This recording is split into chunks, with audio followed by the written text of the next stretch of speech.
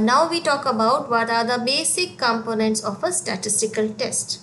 Okay, so it is having 5 basic, you can say, components or ingredients. Okay, first is it should have a null hypothesis, alternative hypothesis, and the preset level of significance. Means the level of significance should be given to you in advance.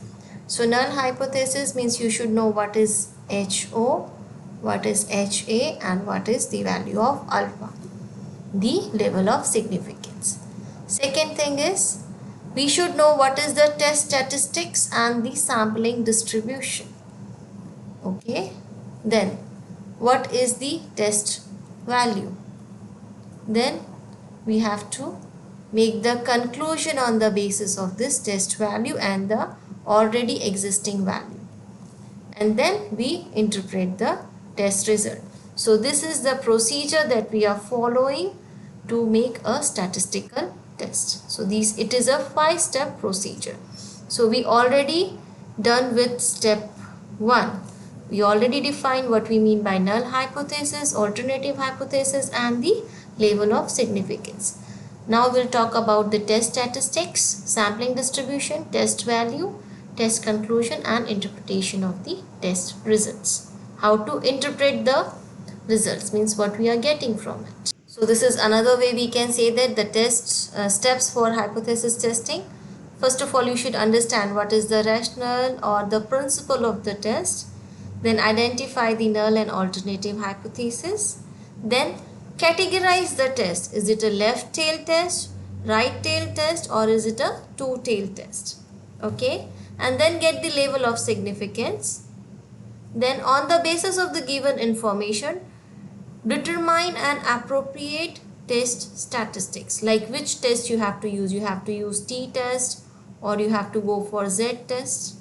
So it depends upon the given information. And then state the rejection region. We need to identify what is the rejection region, and then we have to do some computation on the sample quantities.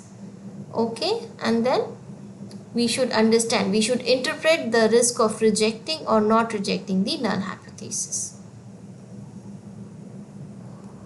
So in test statistics, as I said, we are going to use a normal test, or it is also known as z-test, or we are going to use t-test. Okay, the next step is involving finding the critical region, or this is also known as region of rejection. Means if your test value that you calculate here from t-test or z-test, if it lies in that region, you have to reject it. Okay, so it will be calculated by the already calculated values from the given table. So there will be a table given to you from which you will identify the region of rejection. This is the selection of critical region, means how you will select the critical region. So what is it? First of all, you should know about the test. Is it a two-tailed test or one-tailed test? So if it is a two-tailed test, this will be the hypothesis, mu not equal to. Whereas if it is one-tailed test, it can be left tail or right tail depending upon the alternative hypothesis. Okay, now here it should be capital A. It's fine. Okay, now the test statistics. If you are doing the calculation for t-test, z-test, you will use this formula. Okay, so now I am talking about the z-test. If you do it for t-test, the formula will become x bar minus mu over s over root of n, and the formula is same in all the calculation. Means either the test is one tail or two tail, the formula will be same for t-test and z-test. Means this is the formula for z-test for all, and for t-test this will be the same formula. Now to define the critical region, what we'll do, now this is the value that we get from the calculation, and then we have to get the value from the table. If this value is positive, this calculated value of z is positive, then The critical region is Z greater than equal to Z tabulated value. I will explain you later how to calculate the value from the Z table. If Z is negative, Z less than equal to minus Z value from the table is the negative value. On the other hand, for one tail test, it is Z less than equal to minus Z table and Z greater than equal to Z table. Same thing we have to apply for the T test. Okay, I'll explain it in detail when we will discuss an example. Now, how you will identify that it is a T test or Z test, means which test you have to use. So for that, you have to use this table. See, from each question, you have to capture the data about the population and about the sample. Okay, these are the notation that we are going to use. If it is population mean, we represent it by mu. If it is population standard deviation, we represent it by sigma. On the other hand, when it talk about sample, from sample we have sample size, we have sample mean. Remember, we have two different means, population mean and sample mean, and we have different representation. Population mean is mu, sample mean is x bar. Okay. Similarly, we have standard deviation in population as well as in sample.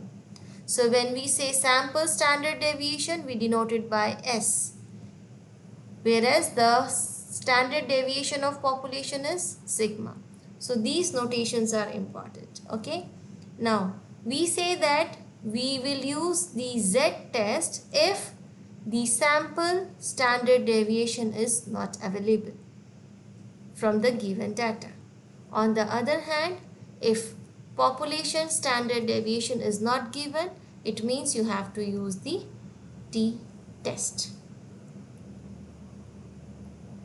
Okay, so this is not given. So population, from the population, if you have just mean, sample size, sample mean and sample standard deviation, it means you have to go for T test. On the other hand, if you have the population mean, population standard deviation, sample size and sample mean, sample standard deviation is not given, then in this case you have to go for Z test. So this is how you distinguish between the type of test you have to use, T test or Z test.